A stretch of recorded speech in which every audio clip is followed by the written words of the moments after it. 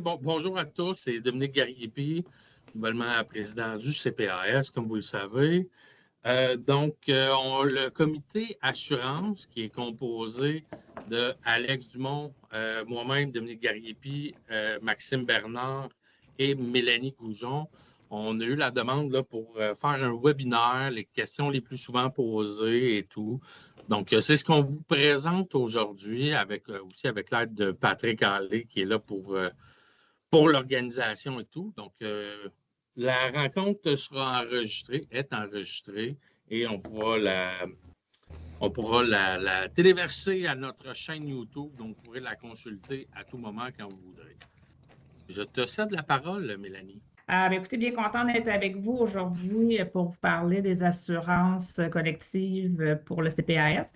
Donc, je vais entamer une présentation qui va être sur la base de ce qui est offert dans notre régime, un peu le mode de fonctionnement, et il va y avoir aussi une portion là, qui explique un peu les coûts là, des assurances et puis tout ça, certaines comparaisons. Donc, on va partir immédiatement. Donc, le régime d'assurance collective du secteur public du SCFP, est prévu chez Beneva, c'est le groupe 6000. Il est régi par le comité paritaire intersectoriel FTQ.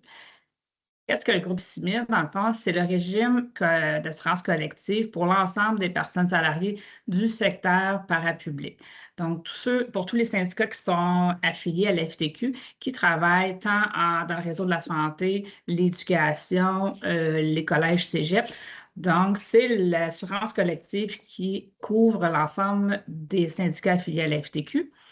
Les personnes du secteur public de la santé, du CPAS, qui sont représentées par le CFP, bénéficient de ce régime-là.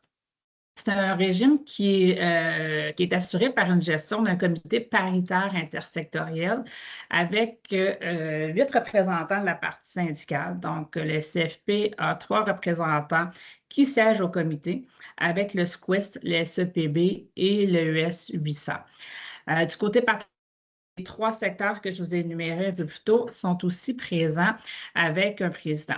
Le rôle du comité est de négocier les renouvellements à chaque année, mais aussi d'assurer le bon fonctionnement de l'assurance, de la couverture, que les gestionnaires, les ressources humaines de chacun des établissements s'occupent adéquatement du programme d'assurance dans leur établissement parce que c'est eux qui doivent remplir les formulaires et tout ça. Donc, le comité assure la gestion saine du régime d'assurance. Pour être admissible au niveau des assurances collectives du secteur de la santé, toute personne salariée qui est admissible peut participer au régime.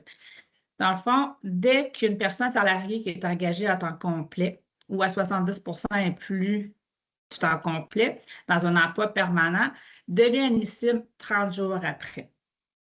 Pour les personnes salariées engagées à temps complet, ou à 70 et plus d'un temps complet dans un emploi dit temporaire, et les personnes qui sont embauchées comme temps partiel qui travaillent moins de 70 sont admissibles après 3 mois de service continu. Et ce, peu importe là, si la personne a terminé ou pas sa période de probation.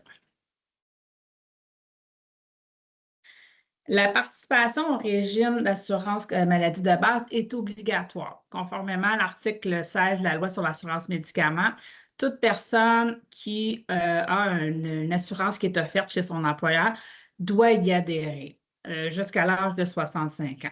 Donc, dans le secteur de la santé, c'est une obligation d'adhérer au régime d'assurance collective, d'assurance maladie de base. Une nouvelle personne salariée, comme je vous disais, qui devient admissible au régime, doit remplir la demande d'adhésion dans les 30 jours suivant la date d'admissibilité. Là, vous allez voir ici en rouge, là, je l'ai souligné, ça doit être fait dans les 30 jours parce que sinon, la personne devient automatiquement couverte par le régime, le volet complet qu'on va voir un peu plus loin. Et elle va devoir rester sous ce régime-là durant 36 mois. Alors, c'est super important là, quand vous avez des nouvelles personnes qui arrivent, si vous les rencontrez au niveau syndical, bien, de leur rappeler qu'ils vont devoir remplir ce formulaire-là. C'est sûr qu'il existe des exemptions pour les personnes salariées qui sont assurées en vertu d'un autre régime d'assurance collective. Les gens qui ont un conjoint, qui de leur côté, un conjoint de conjoint, qui ont une assurance collective, la personne a juste à avoir une preuve comme quoi elle est assurée chez un autre assureur et elle sera exemptée du régime prévu dans le secteur de la santé. Ensuite, une personne salariée qui est âgée de plus de 65 ans, on le sait maintenant, on a des gens qui travaillent plus tard, qui poursuivent leur carrière au-delà de 65 ans. Ces gens-là ils ont le droit d'adhérer à la RAMQ, au régime public. C'est un choix personnel qu'ils devront faire quand ils atteignent l'âge de 65 ans.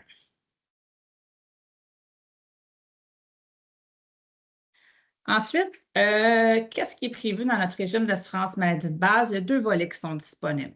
Il y a le volet complet, comme je vous disais tout à l'heure, c'est une durée minimale de 36 mois.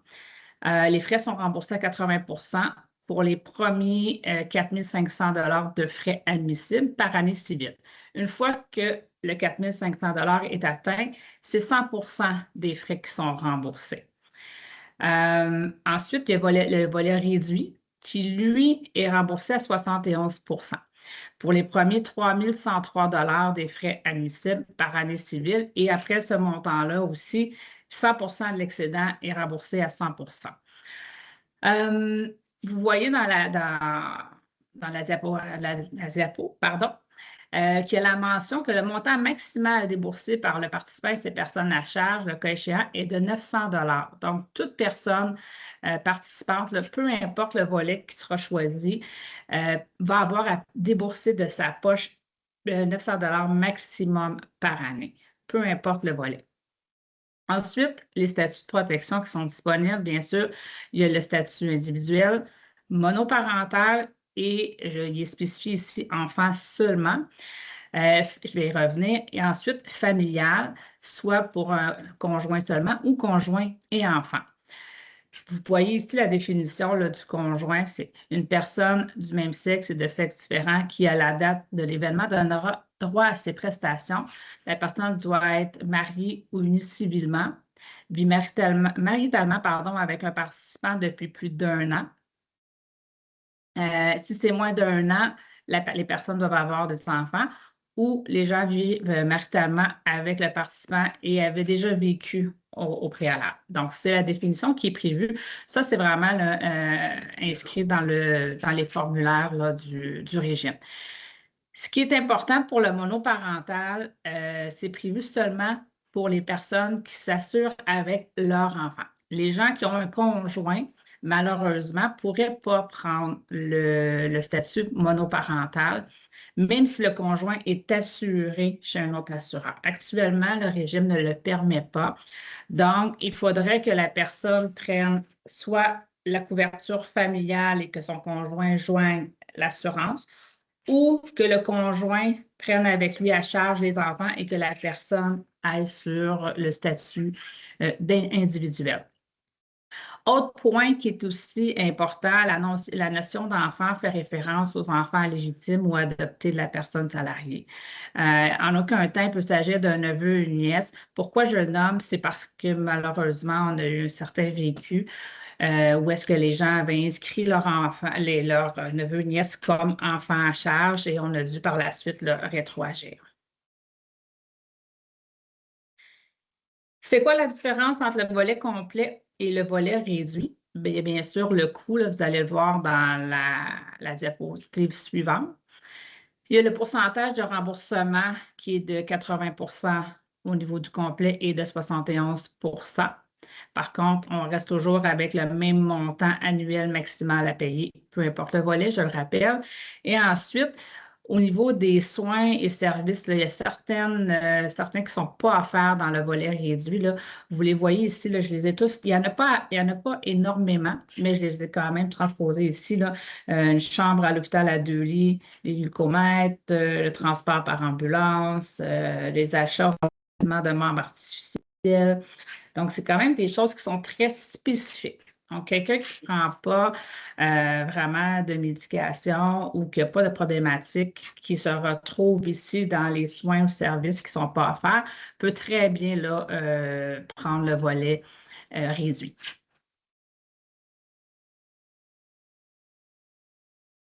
Ici, vous voyez, c'est les taux actuels qui sont actuellement en vigueur pour 2026. Il y a deux niveaux d'assurance. Je parlais, il y avait deux volets, le volet complet et le volet réduit. Mais il y a aussi, selon le type d'emploi avec une échelle salariale de 40 000 et plus, ou un type d'emploi avec une échelle salariale de 40 000 et moins. Ce qui est une bonne nouvelle, c'est que ces taux de salaire-là datent de 2011. Donc, l'assurance est quand même avec les taux de salaire qui étaient applicables en 2011. Fait que vous comprenez que depuis ce temps-là, même si on trouve souvent que les taux de salaire dans la santé n'augmentent pas suffisamment rapidement, pour cette portion-là, on est toujours sur la base de 2011, ce qui fait en sorte qu'il y a plus de gens qui peuvent avoir accès à l'assurance à coût moindre. 40 000 c'est difficile à identifier. On y va maintenant plus par les rangements. Donc, tous les emplois là, qui sont entre les rangements 1 et 11 sont couverts par la portion là, à moins de 40 000, même si beaucoup d'entre eux sont au-dessus de 40 000 aujourd'hui. Et l'autre portion, c'est les rangements 12 à 28, pardon. Les rangements, vous savez, c'est ce qui équivaut, c'est ce qui représente là, votre taux de salaire là, dans l'échelle salariale. Si je prends par exemple les agents administratifs classe 1 qui sont maintenant au rangement 11, les préposés aux bénéficiaires qui sont au rangement 9, techniciens en éducation spécialisée, rangement 16, physiothérapeute, rangement 23. Donc, si je reprends la personne, le PAB, qui est rendu à plus de 40 000 maintenant annuellement, il va quand même se retrouver avec la couverture qui est dans les montants, sous le titre d'emploi avec échelle salariale de moins de 40 000. Donc, les coûts vont être moindres. Je ne vous lirai pas l'ensemble des taux. Ce que vous pouvez voir, c'est dans la première colonne, là, c'est les taux de l'assureur. La deuxième colonne, c'est la contribution gouvernementale. Qu'est-ce qu'est la contribution gouvernementale? C'est une entente qui a été négociée avec le Conseil du Trésor lors des négociations de 2010 de mémoire et une entente qui prévoit un certain montant qui fait en sorte que ce montant-là est pris et il est divisé entre le nombre de participants du régime et ça permet de diminuer le coût. C'est une entente qu'on a depuis plusieurs années et jusqu'à maintenant, on a décidé à toutes les périodes de négociation de maintenir cette entente-là.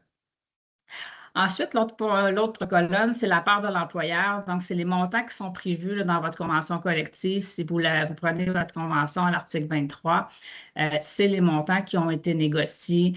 À chaque négociation, les assurances reviennent. La dernière fois, on a eu les taux ont été augmentés. On a eu certains gains à ce niveau-là.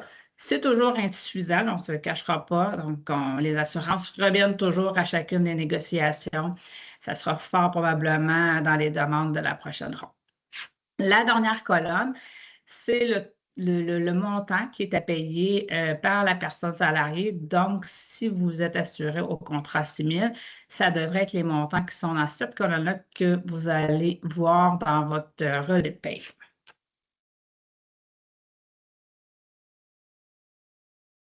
Maintenant, les régimes optionnels. On a les régimes optionnels. L'option 1 est l'assurance maladie complémentaire. Donc, c'est tous les services de professionnels de la santé.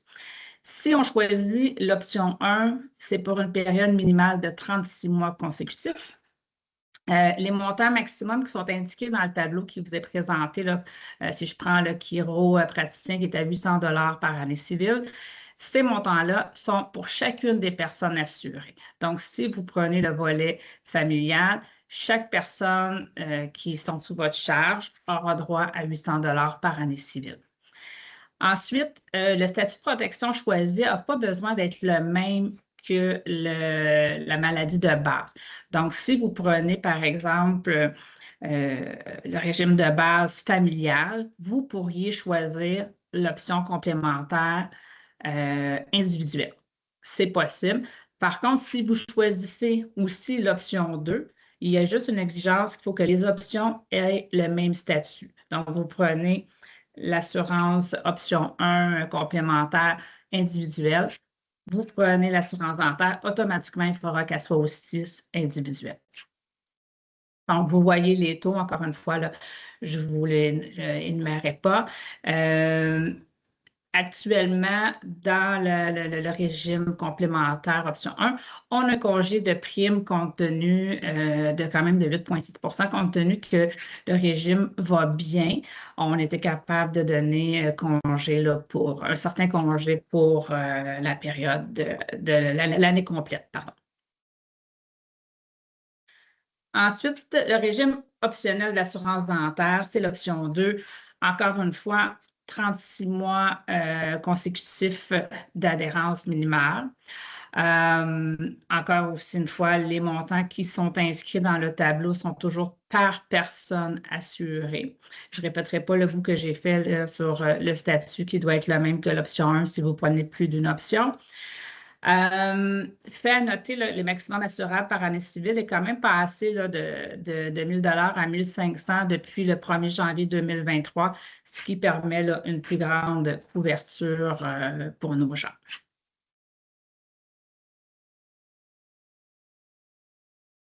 Ensuite, le régime optionnel 3, qui est l'assurance vie. C'est que vous pouvez, dans le fond, adhérer à une assurance vie à même Beneva. Des fois, les gens en ont à l'extérieur de leur régime collectif, mais c'est une option qui est présente. C'est une option qui peut aussi être conservée lorsque les gens quittent à la retraite. Là. La personne salariée peut continuer d'être assurée sans preuve d'assurabilité. Donc, vous terminez votre travail, vous partez à la retraite. Il faut mentionner à l'employeur que vous souhaitez, à l'assureur que vous souhaitez maintenir une assurance vie. La demande, elle doit être faite à l'assureur dans les 30 jours suivant la date de sa retraite. Donc, ça, c'est important. C'est pour ça qu'il est en rouge. Sinon, il va devoir avoir une preuve d'assurabilité et c'est plus difficile des fois quand on est rendu à un âge de retraite, à moins que la santé va super bien. Mais bon. Les montants seront prévus ici, là, avec les taux. Vous pourrez, tout ça, là, c'est bien inscrit sur le Zoom que les personnes salariées reçoivent. Le Zoom, c'est le résumé, dans le fond, des assurances collectives qui sont prévues au groupe 6000. Et c'est disponible en ligne ou sur, si vous êtes déjà un adhérent, quand vous rentrez dans votre, sur le site de Beneva, vous entrez dans votre compte et vous avez accès là, à l'ensemble des informations. Maintenant, je vous disais qu'on faisait un petit peu le survol de qu'est-ce qui est offert par le groupe 6000 et qu'une autre portion serait sur pourquoi le coût des assurances ne cesse d'augmenter. Il y a 4 facteurs qui sont quand même importants. Tout d'abord, il y a la loi sur l'assurance médicaments du Québec, l'arrivée constante des nouveaux médicaments, les nouveaux médicaments qui sont extrêmement dispendieux. Là, on pense aux médicaments pour l'obésité. La hausse constante de l'utilisation des médicaments. C'est les 4 grands facteurs là, qui font en sorte que le coût des assurances monte. L'an dernier, je tiens à le spécifier, on a eu au dernier renouvellement, on a eu une très belle année. On n'a pas eu d'augmentation pour le régime d'assurance maladie de base. On va travailler très fort pour avoir une bonne année encore cette année, mais je tenais quand même à vous expliquer, faire le portrait, pourquoi les assurances, ça augmente tant. Donc, je m'excuse. Si on y va sur le premier impact, la loi sur l'assurance médicaments, c'est que la loi oblige toutes les personnes salariées qui font partie d'un groupe ou qui travaillent, toutes les personnes, comme je disais tout à l'heure, que l'employeur offre une assurance collective, il y a l'obligation d'adhérer au régime d'assurance. Donc, c'est la loi, on n'a pas le choix. Cette même loi exige que les régimes, les contrats d'assurance collective privée offrent les garanties au moins égales à celles de la RAMQ. Donc, il faut que le contrat d'assurance offre un remboursement après franchise de 70 minimum. Comme vous avez pu voir, notre régime, le minimum est à 71 Il doit aussi offrir plus de 8000 médicaments accessibles. Donc, c'est la liste. Au minimum, là, il faut que le contrat d'assurance offre la même liste de médicaments qui est offerte par la RAMQ. Dans ça, il y a les médicaments réguliers, les médicaments d'exception qui nécessitent une autorisation préalable, mais il y a aussi les médicaments de programme de patients d'exception. Donc, l'assureur est obligé d'avoir les mêmes médicaments que ce qui est offert par la RAMQ. Il n'est pas obligé d'en offrir plus, mais c'est son minimum. Ensuite, l'arrivée constante de nouveaux médicaments, la liste de la RAMQ, des médicaments qui sont disponibles à la RAMQ, est toujours en évolution. Il y a toujours des nouveaux médicaments qui s'ajoutent. Donc, les régimes privés, comme on disait, ils ne peuvent pas offrir moins.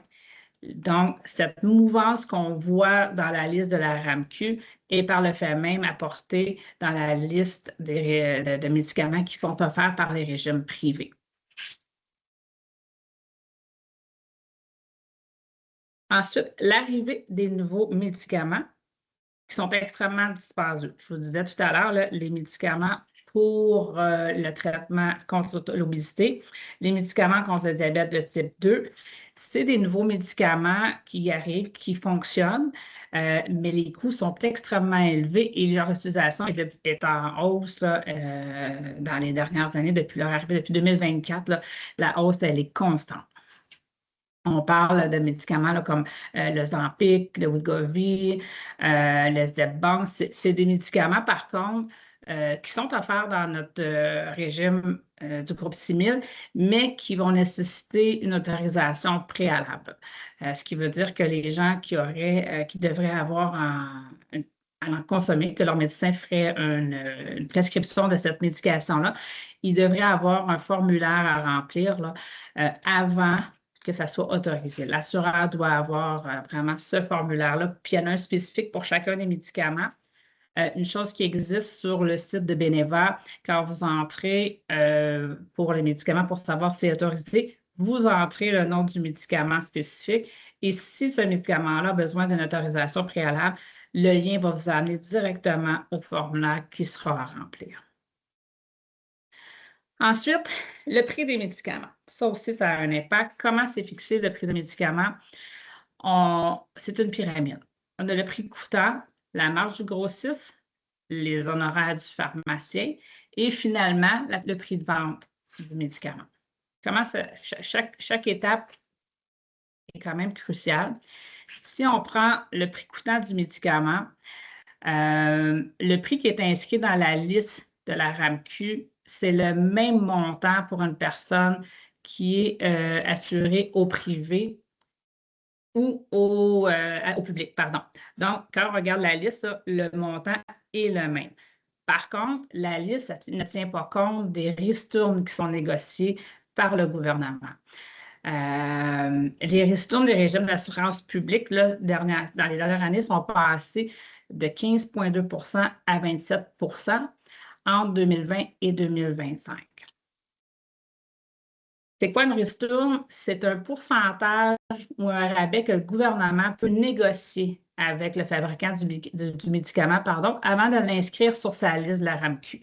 C'est prévu dans la loi, ce qui fait en sorte que le gouvernement va venir négocier une moyenne de 25 où est-ce qu'on est rendu là, ici en 2026, qui va faire diminuer, lui, son coût du médicament au total.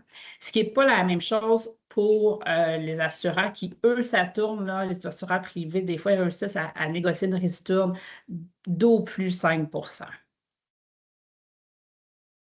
Ensuite, la marge du grossiste. Si le médicament est sur la liste RAMQ, c'est rigide. Donc, le maximum de marge qu'un grossiste peut avoir, c'est 6,5 du prix du médicament, avec un maximum de 49 Si ce n'est pas un médicament qui est sur la liste, donc ce qui veut dire un médicament qui est quand même offert par Beneva, parce qu'il faut comprendre, le groupe 6000 offre tous les médicaments appelés, c'est une clause DIN, DIN, donc les médicaments qui sont reconnus par Santé Canada, automatiquement, ils ont le numéro DIN et Beneva les couvre.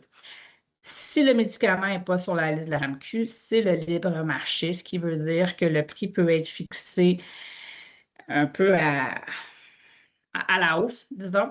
Il y a quand même un conseil d'examen, le PBM, pardon, qui existe, qui lui s'assure que le prix des médicaments brevetés ne sont pas trop excessifs. Mais vous comprendrez que le prix est plus haut que le 6,5 des médicaments sur la liste de la RAMQ. Ensuite, les honoraires du pharmacien. Je ne vous cacherai pas qu'au niveau du régime public et du régime privé, c'est le niveau qui fait le plus mal au prix des médicaments.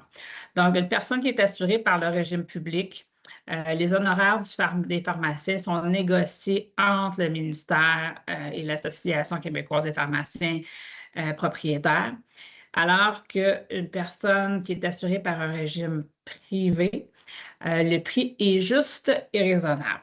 Je vais vous montrer dans la prochaine diapositive que juste et raisonnable, on n'a peut-être pas tous la même définition de ce terme. Vous avez dans la diapositive ici un exemple pour un médicament là, qui est quand même assez populaire, le Concerta pour le TDAH.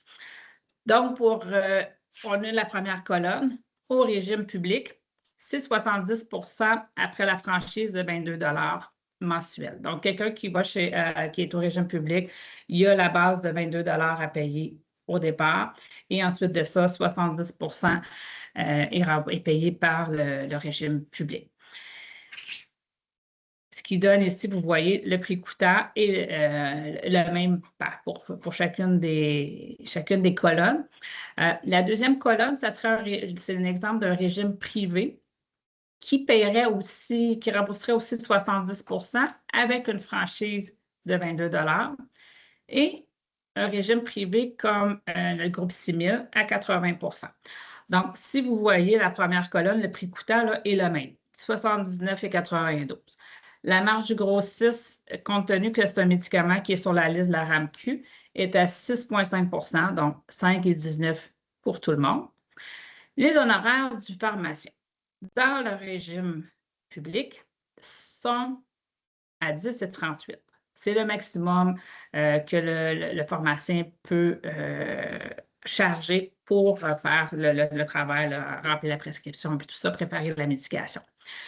Vous voyez après ça ici, dans le régime privé, le 20 $, c'est une moyenne là, qui nous a été présentée par SAI dans une présentation là, selon la moyenne des réclamations admissibles qu'ils reçoivent. Là. Donc, les honoraires des pharmaciens, c'est autour d'une moyenne de 20 $. Dans la troisième colonne, vous voyez, il est ici à 27,42 $. Ce n'est pas une farce. C'est une prescription une réclamation, qui date du 1er juin. Et les honoraires du pharmacien étaient réellement à 27,42 $. Donc, c'est assez épouvantable. Ce qui donne en bout de ligne un prix de vente pour 30 jours de 95,49 $ pour le régime public et de 112,53 $ dans un régime comme le groupe 6000. C'est 17,8 % de plus le prix coûtant du médicament. Donc, ensuite de ça, on vient ici, on a le montant qui est payé par le patient. Bon, vous voyez qu'au niveau de la RAMQ, le patient doit payer 22 $, une franchise au début de 44 $. Bon, nos membres, de notre côté, vont avoir à payer moins. Nous, il n'y en a pas de franchise, c'est le 80 % ou le 71 % selon le volet qui est choisi. Donc, notre personne aurait 22,51 $ à payer. Ici, on voit la ristourne. La ristourne le montant, avant la ristourne. Donc, au niveau du public, la RAMQ aurait payé 51,44 $. L'assureur de Beneva aurait payé 90,2 $. La ristourne qui est négociée par le gouvernement, tout à l'heure, je vous parlais de 25 % en moyenne en 2026. ça donne 12,86. Fait que le coût du médicament pour le gouvernement, il se retrouve à être à 38,58. Alors que pour un assureur comme Beneva, que lui pourrait tenter d'avoir une ristourne qui est dans une moyenne de 5 va se retrouver à avoir un coût de médicament à 85,52. C'est 122 de plus que ce que le gouvernement doit lui verser en fait réel sur le coût du médicament. Donc, c'est certain que le coût du médicament, vous le voyez, là, les honoraires du pharmacien et les ristournes qui sont négociés sont les deux gros impacts là, qui font en sorte que le coût des médicaments est beaucoup plus cher pour un régime privé versus le régime public. Il coûte moins cher à nos gens sur la proportion qu'ils ont à payer par mois, mais le coût du médicament est quand même au total beaucoup plus cher. Ensuite, il y a la hausse constante de l'utilisation de la médication. Ici, là, vous voyez, c'est un graphique qui nous a été fourni, là, une analyse qui avait été faite dans le cadre du renouvellement 2026. Ça a été fait par SAI. Ça nous montrait, dans le fond, les 10 classes de médicaments thérapeutiques là, qui sont les plus en demande au niveau du CPI, FTQ, donc dans notre groupe 6000, en comparaison aussi avec la population totale. Donc, on peut très bien voir là, la petite ligne bleue, là, c'est dans le fond ce que nous, on consomme au niveau du groupe 6000. Vous pouvez voir là, que la majorité de médication est en hausse, que ce soit pour les troubles de santé mentale, le TDAH, le cancer, même chose, les problèmes cardiovasculaires. L'ensemble des groupes des classes thérapeutiques de médicaments sont en hausse. C'est certain que la hausse de la consommation des médicaments liés aux troubles de santé mentale n'est pas sans lien avec l'augmentation constante des absences pour épuisement professionnel dans le réseau. Là, on le sait tous, là, on a tous des collègues qui sont absents parce que le débordement, le manque de ressources au niveau du réseau fait en sorte que les gens quittent et malheureusement, tout ça a un impact là, sur la hausse constante d'utilisation de la médication. Qu'est-ce qu'on peut faire pour aider à diminuer les primes? Bien, au niveau syndical, pour les représentants syndicaux, ce qui peut être fait, c'est de sensibiliser les membres à une utilisation saine du régime. Expliquer aux gens là, comment, vous allez voir, là, il y a l'exemple de la CNES là, plus bas, les représentants syndicaux à faire cette sensibilisation-là auprès des membres. Diffuser des communications sur les assurances collectives.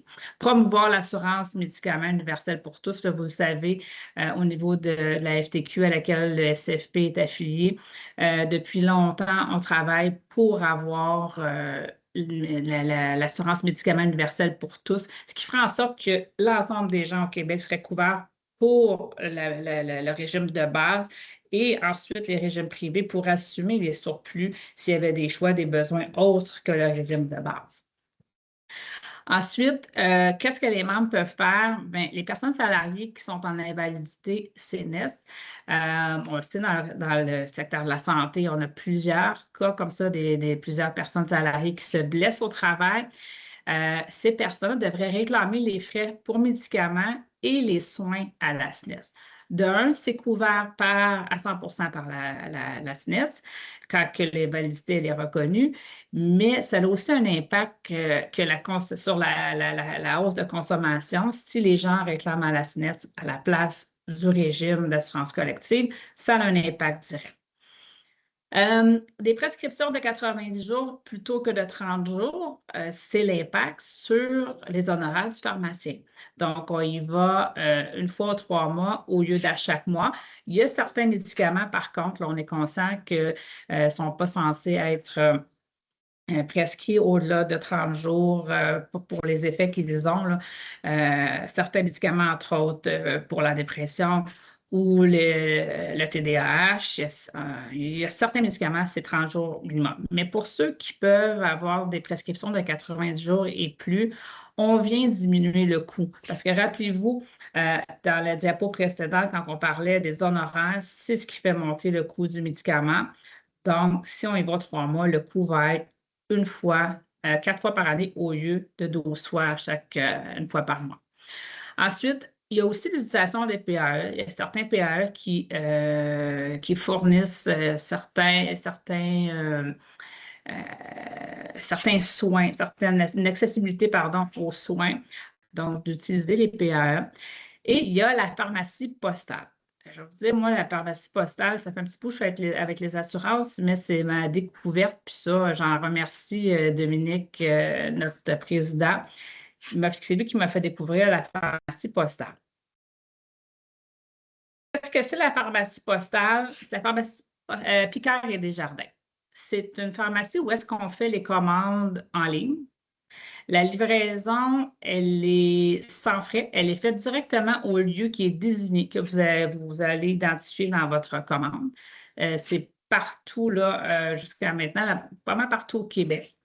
Le délai de livraison est environ de 24 à 48 heures parce qu'ils ont des points de chute là, un peu partout, là, donc ils ne sont pas juste à Montréal. C'est idéal pour les médications qui sont à renouvellement. Bon, c'est sûr, si vous allez chez le médecin parce que vous devez prendre un antibiotique, peut-être pas la meilleure chose à faire parce que vous allez avoir à attendre un délai de 24-48 heures. Mais pour les autres médicaments, quand on le prévoit à l'avance, c'est une belle solution. Il y a aussi l'accessibilité des prescriptions de 90 jours et les prix sont inférieurs aux autres pharmacies. Donc, il y a ici le courriel, pas le courriel, pardon, l'adresse pour le site web. Je m'excuse, je cherchais mes mots. Ici, vous voyez, on a fait une soumission. Encore avec un médicament, ici, c'est le Dixila, dans une pharmacie, Jean Coutu, pour ne pas la nommer. Ce médicament-là, pour 30 jours, coûte 30 et 32. Si on le commande en ligne dans notre pharmacie postale, le médicament, pour 90 jours, coûte 59 et 59. Donc, pour la même quantité, au niveau du Jean Coutu, je vais devoir y aller 3 fois, ça va me coûter 90 et 96 versus 59 et 59 à la pharmacie postale. Les frais sont beaucoup moins grands à la pharmacie postale. C'est vraiment quelque chose maintenant on pourra vous faire une présentation éventuellement là, plus poussée, mais c'est quelque chose qu'on va commencer à promouvoir parce qu'on croit sincèrement que nos gens vont recevoir un bon service, mais aussi ça va avoir un impact positif sur le régime, ce qui va permettre de diminuer les coûts du régime éventuellement. Ensuite, juste une dernière petite diapositive parce que souvent on se fait poser les questions, puis peut-être qu'elle va venir aujourd'hui. Le remboursement des lunettes ou des lentilles cornéales. Le groupe 6000 ne prévoit pas de couverture pour les lunettes. On est allé souvent on a fait des soumissions, on est allé voir est-ce que ça valait vraiment la peine de payer puis d'offrir cette couverture.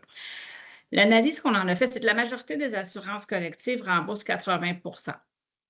Mais le remboursement maximal est en moyenne entre 200 $ pour 24 mois ou 400 $ pour 36 mois. Et c'est accessible seulement pour les adultes et les enfants qui sont toujours couverts, parce que les enfants peuvent être couverts dans les contrats le temps qu'ils sont aux études. Donc, c'est seulement admissible pour les adultes et les enfants de 18 ans et plus.